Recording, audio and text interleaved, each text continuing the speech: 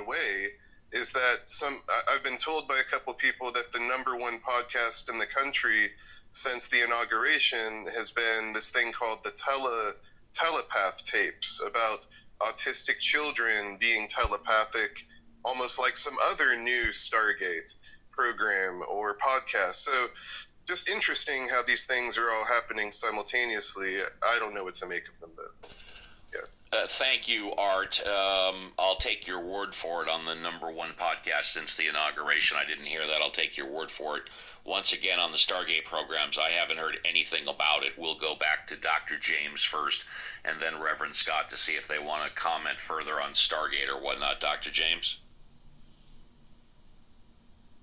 Just that there's been a little bit of a drama this week because after the announcement was made, then Elon Musk did a tweet where he said they don't have $500 billion, they only have $10 million. And he basically was calling them out for, being a little bit full of shit about, the actual funding behind the project, and called out some of the issues with the major VC that would have been doing the funding, which I think still is. And apparently, this is like breaking news. Apparently, Elon Musk has been ejected from the main White House because, he went against Trump in this way and now has to walk across the lawn to some other building to do his work. So, just kind of classic, Trump 2.0 story. Reverend Scott, any further comment on Stargate, etc.? I just want to say that we don't need AI here. We've got natural intelligence. We've got our atheistic Uncle Steve leading the militia.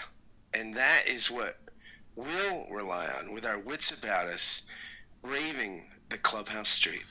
I do like to surround myself with experts. This is true. Dr. James, mental health. Reverend Scott, theology. Cora comes in infrastructure.